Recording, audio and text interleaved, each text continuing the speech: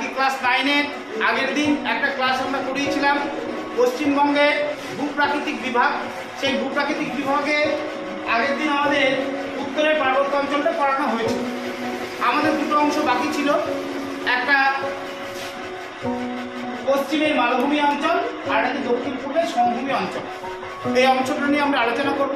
তাই পুরো অংশ নিয়ে আমরা জাস্ট একটু ছোট করে আমি বলবো যে পশ্চিমবঙ্গের ভূপ্রাকৃতিক বিভাগগুলো কোন কোন জায়গায় এটা অবস্থিত এবং এই অঞ্চলে কোন কোন ধরনের শিলা দেখতে পাওয়া যায়, তার ভূপ্রাকৃতিক বিশেষ বিশেষ বৈশিষ্ট্যই বা কী, সেগুলো প্রত্যেকটাই আমরা জানব। তার আগে আমার যে ক্লাস করছে আমার স্টুডেন্টরা ক্লাস 9 এ সেকশান এবং বি সেকশান, আমার স্টুডেন্টদেরকে আগে দেখাবো যে কোন স্টুডেন্ট আমার ক্লাস করছে। সেই স্টুডেন্টগুলো একটু আমি দেখিয়ে নিই আগে। আমার ক্লাস 9 এরা এ সেকশানের স্টুডেন্ট। আজকে অনেক স্টুডেন্টই এসছে, একদম প্রথম থেকে লাস্ট পর্যন্ত সব ভর্তি। এরা হচ্ছে 9 ডি সেকশানের আমার স্টুডেন্ট, যারা আমার প্রতিদিনই ক্লাস করে এবং প্রত্যেকটা স্টুডেন্টই খুব মনোযোগ দিয়ে ওরা চেষ্টা করে। সুতরাং ক্লাসটা আমরা শুরু করছি। আমাদের শুরু করার আগে আমি একটু পশ্চিমবঙ্গের ভূপ্রাকৃতিক বিভাগ পড়ানোর আগে একটু মানচিত্রের দিকে আমি আগে যাই। আমরা এটা দেখতে পাচ্ছি পশ্চিমবঙ্গের একটা প্রাকৃতিক মানচিত্র। প্রত্যেকে একটু মন দিয়ে শুনবে। এই প্রাকৃতিক মানচিত্রে একদম আমরা পশ্চিমবঙ্গের ভূপ্রাকৃতিক বিভাগকে আমরা 3টে ভাগে ভাগ করি। একটা উত্তরের পার্বত্য অঞ্চল, নাম্বার 2 পশ্চিমের মালভূমি অঞ্চল, নাম্বার 3 হচ্ছে দক্ষিণ পূর্বের সমভূমি অঞ্চল। তাহলে উত্তরের পার্বত্য অঞ্চল যেটা, সেই উত্তরের পার্বত্য অঞ্চল হচ্ছে ঠিক আমি এই ডেজার্ট লাইটে যেখানে দেখাচ্ছি এই অংশটার মধ্যে উত্তরের পার্বত্য অঞ্চলটা সীমাবদ্ধ, যেটা আমাদের আগের দিন অলরেডি ক্লাস হয়ে গিয়েছে। শুধু আমি একটা জিনিস বলবো যে উত্তরের পার্বত্য অঞ্চলে আমরা দুটো ভূপ্রাকৃতিক বিভাগে ভাগ করেছিলাম। একটা তিস্তার পশ্চিমাংশের ভূমিভাগ আর তিস্তার পূর্বাংশের ভূমিভাগ। সেই পশ্চিমাংশের ভূমিভাগ এবং পূর্বাংশের ভূমিভাগ আমরা অলরেডি পড়ে ফেলেছি। আজকে আমাদের যেটা আলোচ্য বিষয় সেটা হচ্ছে পশ্চিমের মালভূমি অঞ্চল। পশ্চিমের মালভূমি অঞ্চলকে সাধারণভাবে এর অবস্থানটা পুরুলিয়া, বাঁকুড়া এবং বীরভূম জেলা। আমরা এই মানচিত্রের ঠিক পশ্চিম দিকে যেটুকু অংশ দেখতে পাচ্ছি সেই পশ্চিম দিকের অংশটুকুই হচ্ছে আমাদের পশ্চিমের মালভূমি অঞ্চলের অন্তর্ভুক্ত। পশ্চিমের মালভূমি অঞ্চলগুলো ভূপ্রাকৃতিকভাবে আমরা এটাকে 3টে ভাগে ভাগ করি। কটা ভাগ বলছি? 3টে ভাগ। কি কি ভাগ? একটা হচ্ছে বরাভূমি উচ্চভূমি, নাম্বার 2 পুরুলিয়া উচ্চভূমি, নাম্বার 3 হচ্ছে শুশুনিয়া উচ্চভূমি।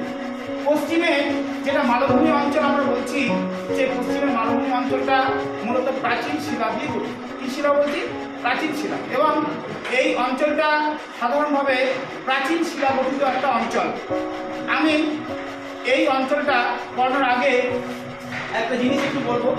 এই অঞ্চলের অবস্থান পুরুলিয়া এবং মানে বরাভূমি উচ্চভূমি, পুরুলিয়া উচ্চভূমি এবং শুশুনিয়া উচ্চভূমি 3টে ভাগে আমরা ভাগ করেছি। তার মধ্যে এই অঞ্চলটার উৎপত্তি হচ্ছে সাধারণভাবে অঞ্চলটা ছোটনাগপুর যে মালভূমি অঞ্চল আমরা বলি, সেই ছোটনাগপুর মালভূমি অঞ্চলের যে অন্তর্গত পশ্চিমের মালভূমি অঞ্চলটা, যেটা মূলত গ্রানাইট এবং নিঃশিলা দিয়ে গঠিত। গ্রানাইট এবং নিঃশিলা দিয়ে অঞ্চলটা গঠিত। অঞ্চলটা কোন শিলা দিয়ে গঠিত বলো দেখি একবার? গ্রানাইট এবং নিঃশিলা। এবং ছোটনাগপুর মালভূমি এই অঞ্চলটা অন্তর্ভুক্ত, তাই তো? এই অঞ্চলটার কিছু বৈশিষ্ট্য আমরা দেখতে পাই। অর্থাৎ পশ্চিমের মালভূমি অঞ্চলের কিছু ভূপ্রাকৃতিক বিশেষ বৈশিষ্ট্য আমরা লক্ষ্য করি। বৈশিষ্ট্যগুলো কি? নাম্বার 1, অঞ্চলটা হচ্ছে আর্কিয়ান এবং প্যালিওজোইক যুগের শিলা। কোন যুগ বলছি? আর্কিয়ান যুগ এবং প্যালিওজোইক যুগ। আমরা ভূতাত্ত্বিক সময় সারণী অনুযায়ী পৃথিবীর সময়গুলোকে বেশ কতগুলো যুগ এবং উপযুগে ভাগ করেছে। সেই যুগ এবং উপযুগের পরিপ্রেক্ষিতে পশ্চিমের মালভূমি অঞ্চলটা আর্কিয়ান এবং প্যালিওজোইক যুগের নিঃশিলা দিয়ে গঠিত। অঞ্চলটার উচ্চতা মোটামুটি হবে 150 থেকে 200 মিটার। কত মিটার বলছি? 150 থেকে 200 মিটার অঞ্চলটার মোটামুটি অ্যাভারেজ হাইট। এই অঞ্চলটা মোটামুটি 10,254 স্কোয়ার কিলোমিটার। কত বললাম? 10,254 স্কোয়ার কিলোমিটার এলাকা জুড়ে পশ্চিমের মালভূমি অঞ্চলটা বিস্তৃত।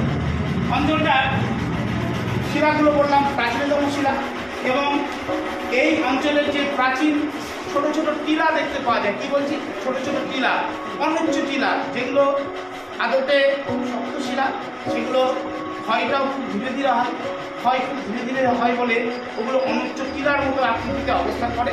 ওটাকে আমরা স্থানীয় ভাষায় কী নামে ডাকি জানো? ডুংরি। কী নাম বলছি? ডুংরি। স্থানীয় ভাষায় আমরা কী নামে ডাকি এই ধরনের ভূমিগুলোকে? ডুংরি নামে ডাকি। তাহলে পশ্চিমে মালভূমি অঞ্চলটা সাধারণভাবে কোন ধরনের শিলা দিয়ে গঠিত বললাম? কোন যুগের? আর্কিয়ান এবং প্রোটোজোয়িক যুগের নিজ শিলা দিয়ে গঠিত। অঞ্চলটার উচ্চতা কত বললাম? বলো। 150 থেকে 200 মিটার। অঞ্চলটার আয়তন কতটা? 10,000 বলো 254 স্কয়ার কিলোমিটার। অঞ্চলে যে শিলাগুলো দেখতে পাই আমরা, প্রত্যেকটা শিলাই প্রাচীনতম শিলার নিদর্শন, এবং এই অঞ্চলে যে ছোট ছোট টিলা আকৃতির ভূমিরূপ দেখতে পাই আমরা, সেই টিলা আকৃতির ভূমিরূপকে আমরা স্থানীয় ভাষায় কি নামে ডাকছি? বলো সবাই একবার। ডুংরি। মনে রাখবে। এইবার আমি একটু বলবো পশ্চিমের মালভূমি অঞ্চলকে আমি যেটা বললাম আগে, ওটা যে জেনারেল বেশ কিছু বৈশিষ্ট্য। এই অঞ্চলকে আমরা তিনটে ভাগে ভাগ করি। একটা বরাভূমি উচ্চভূমি, নাম্বার 2 পুরুলিয়া উচ্চভূমি, নাম্বার 3 শুশুনিয়া উচ্চভূমি। বরাভূমি উচ্চভূমি এই অঞ্চলের অন্তর্ভুক্ত প্রথম ভূমিভাগ, যেটা পুরুলিয়া উচ্চভূমি। তার উচ্চতা মোটামুটিভাবে 300 মিটার, এবং এখানকার সাধারণভাবে গোর্গাবুরু পুরুলিয়া উচ্চভূমি, এই যে পুরুলিয়া উচ্চভূমিটা আমরা দেখতে পাচ্ছি, এই পুরুলিয়া উচ্চভূমি গোর্গাবুরু হচ্ছে এখানকার সর্বোচ্চ উচ্চতাযুক্ত ভূমিরূপ, যার উচ্চতা 677 মিটার। একদম শেষের যে ভূমিরূপ সেটা হচ্ছে শুশুনিয়া উচ্চভূমি। সাধারণভাবে শুশুনিয়া উচ্চভূমিতে আমরা ল্যাটেরাইট বা লাল রঙের মাটি দেখতে পাই। কি মাটি বলছি? ল্যাটেরাইট বা লাল রঙের মাটি। এখানকার সাধারণভাবে তোমরা মামা ভাগ্নে পাহাড়ের নাম শুনেছ, বিহারীনাথের নাম শুনেছ। এই বিহারীনাথ মামা ভাগ্নে যে পাহাড়গুলো, সেটা শুশুনিয়া উচ্চভূমির অন্তর্ভুক্ত ভূমি। আমি কি বোঝাতে পারলাম? তাহলে পশ্চিমে মালভূমি অঞ্চলকে আমরা কটা ভাগে ভাগ করছি? তিনটে। কি কি বললাম? একটা বরাভূমি উচ্চভূমি, একটা পুরুলিয়া উচ্চভূমি, একটা শুশুনিয়া উচ্চভূমি। বরাভূমি উচ্চভূমি নাম্বার 2 পুরুলিয়া উচ্চভূমি, উচ্চতা মোটামুটি এভারেজ 300 মিটার, এর সর্বোচ্চ উচ্চতা গোর্গাবুরু 677 মিটার। আর শুশুনিয়া উচ্চভূমির মাটিটা কেমন? লাল রঙের ল্যাটেরাইট মাটি দিয়ে গঠিত, এবং এই অংশে আমরা মামা ভাগ্নে পাহাড় এবং বিহারীনাথ পাহাড়গুলো এই অংশের উল্লেখযোগ্য ভূমি। আমি কি বোঝাতে পারলাম তোমাদের? এবার একদম শেষ ভূমি হচ্ছে দক্ষিণ পূর্বের সমভূমি অঞ্চল। অলরেডি যে দুটো ভূমি আমরা আলোচনা করে ফেলেছি, সেই দুটো ভূমিভাগকে উত্তরে পার্বত্য অঞ্চল, অর্থাৎ এই অংশটা কি বলছি, এই অংশটা এবং এই দিকের অংশটা বাদ দিয়ে যে টোটাল অঞ্চলটা পাবো, দেখতে পাচ্ছ এই যে অঞ্চলগুলো আমরা পাচ্ছি, এই পুরো অঞ্চলটাই কার অন্তর্ভুক্ত? দক্ষিণ পূর্বের সমভূমি অন্তর্ভুক্ত। দক্ষিণ পূর্বের সমভূমি অঞ্চলকে আমরা তিনটে ভাগে ভাগ করি। কটা ভাগ বলছি? তিনটে। নাম্বার 1 উত্তরবঙ্গের সমভূমি, অর্থাৎ যেটা নর্থ বেঙ্গল, উত্তরবঙ্গের একটা সমভূমি অঞ্চল রয়েছে। নাম্বার 2 মহানন্দা সমভূমি, আর নাম্বার 3 হচ্ছে দক্ষিণবঙ্গের সমভূমি, যে দক্ষিণবঙ্গের সমভূমিতে আমরা বসবাস করি। বুঝতে পেরেছ? উত্তরবঙ্গের সমভূমিকে আবার দুটো ভাগে ভাগ করি আমরা, তরাই এবং গঙ্গা-ব্রহ্মপুত্র দোয়ার। সাধারণভাবে তরাই অঞ্চলটা হচ্ছে জলপাইগুড়ির অধিকাংশ এবং আলিপুরদুয়ার। এই অঞ্চলের জলপাইগুড়ির অধিকাংশ এবং আলিপুরদুয়ার এই অঞ্চলটা জুড়ে যে সমভূমি গঠিত, সেটা তরাই সমভূমি নামে পরিচিত। সাধারণভাবে এই অংশে একটু জলাময় জায়গা আমরা দেখতে পাই, তরাই এবং স্যাঁতস্যাঁতে ভূমিরূপ লক্ষণীয়। নাম্বার 2 হচ্ছে মহানন্দা সমভূমি, এটাকে আমরা তিনটে ভাগে ভাগ করি, একটা তাল, একটা দিয়ারা এবং আরেকটা হচ্ছে বরেন্দ্র ভূমি। আর একদম লাস্টের ভূমি দক্ষিণবঙ্গের সমভূমি, এটাকে রাঢ় অঞ্চল, উপকূলীয় অঞ্চল, গঙ্গার বদ্বীপ অঞ্চল এবং সুন্দরবন অঞ্চল, এই চারটে ভাগে আমরা ভাগ করেছি। সাধারণভাবে আমাদের যে অঞ্চলটা, যেটাকে আমরা বলছি গঙ্গার বদ্বীপ অঞ্চল, এই বদ্বীপ অঞ্চলের তিনটে আমরা স্টেজে ভাগ করেছি। একটা মৃত বদ্বীপ, একটা পরিণত বদ্বীপ, আর একটা সক্রিয় বদ্বীপ।